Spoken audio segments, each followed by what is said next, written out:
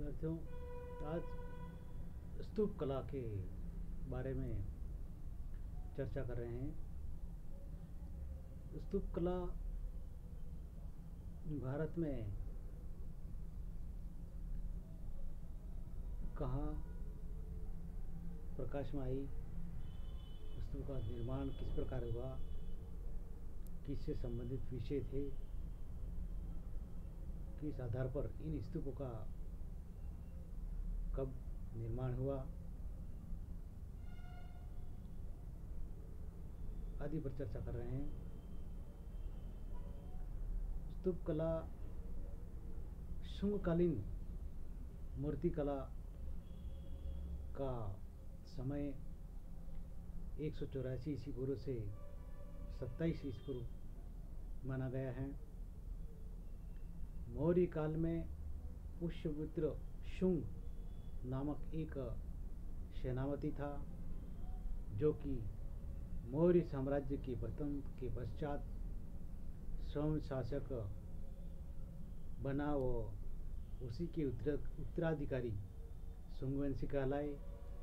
इसी युग काल में स्तूप निर्माण बहुतायत में कई अधिक संख्या में बने, जिसमें सांची बरहुत के स्तूप जग प्रसिद्ध हैं। ये भगवान बुद्ध की अस्थियों की प्रतीकात्मक समाधि स्थल हैं, जिसकी पूजा के लिए स्तूप के रूप में निर्मित किया गया था, जिनका आकार समाधि जैसा ही बनाया जाता था। लेकिन धीरे धीरे तक्षण कला की उन्नति के साथ साथ स्तूपों की भी परिक्रमा एवं द्वारों में कला का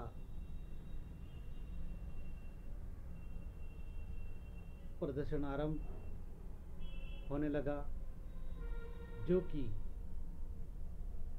अतीत की सुंदर धरोहर के रूप में आज भी हमारे पास सुरक्षित है। और इसको देखने और इसके इतिहास को पढ़ने को हम उत्सुक न रहते हैं। सांची स्तूप, यह स्तूप स्थान बोध गया में भोपाल के पास स्थित हैं, जो प्राचीन समय में बौद्ध धर्मस्थली रहा है। सन 1212 ईस्वी में जनरल टेलर ने इनकी ओर जनता का ध्यान आकृष्ट किया। सांची में पत्थर पर एक विशाल स्तूप का निर्माण हुआ है।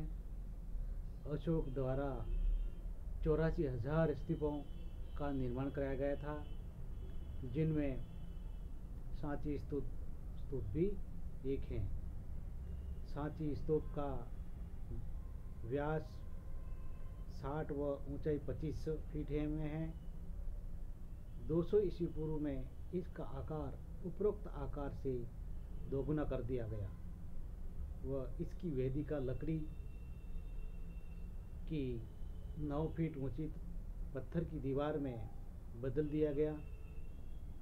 स्तूप का आकार अर्ध गोलाई लिए हुए हैं व उसका सिरा शीर्ष चपटा है, जिसके ऊपर 3 घुमाव वाला एक छत्र बना है। छत्र के ये 3 घुमाव बौद्ध धर्म के बुद्ध कानून एवं सन्यासी भिक्षु संप्रदाय के प्रतीक हैं। स्तूप के चारों ओर दिशाओं में तोरण द्वार बने हैं।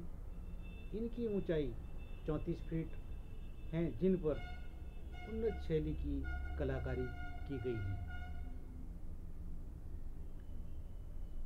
इन स्तूपों का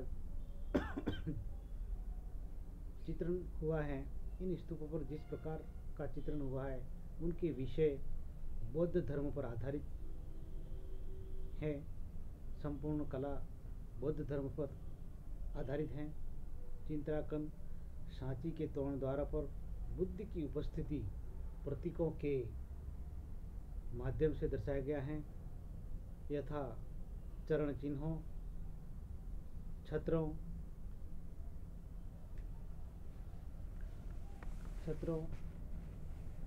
धर्म चक्र आदि। साथ ही बुद्ध के जीवन की घटनाओं, जातक कथाओं,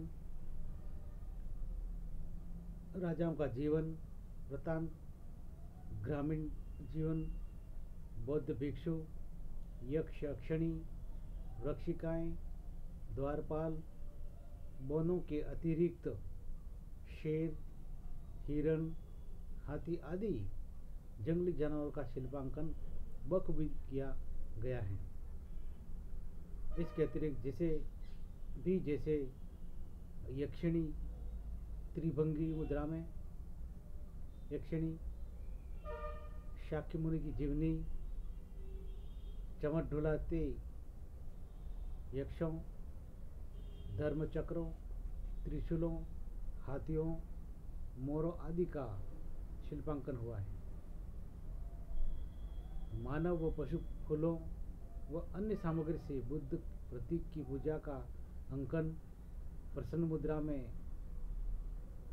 और हाथी घोड़ों का जुलूस, कमल तालाब में जलमग्न की मुर्गी वो मछली के साथ भैंसे का अंकन आदि बुद्ध का भवसागर आदि कई प्रकार का चित्रण व अलंकरण कार्य हुआ है।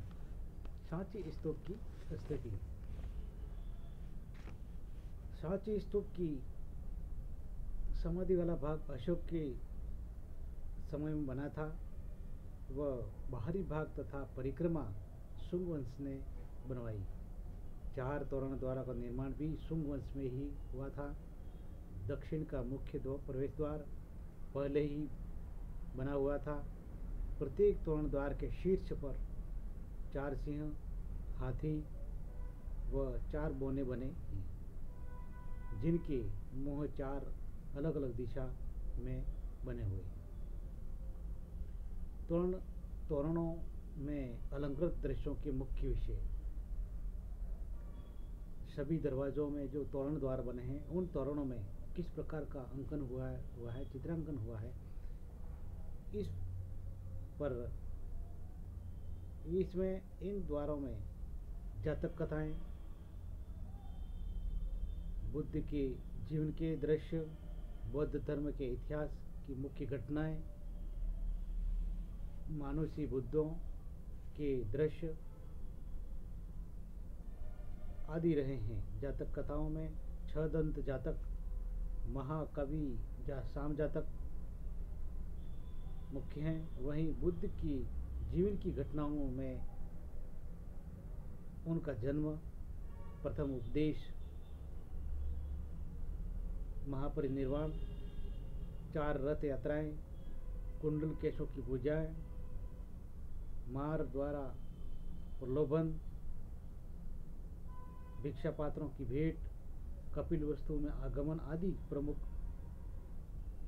रहे हैं। स्तंभ पर मौर्य काल की छाप स्तंभ, बलुए पत्थर के व नीचे अभिलेख लिखे हैं।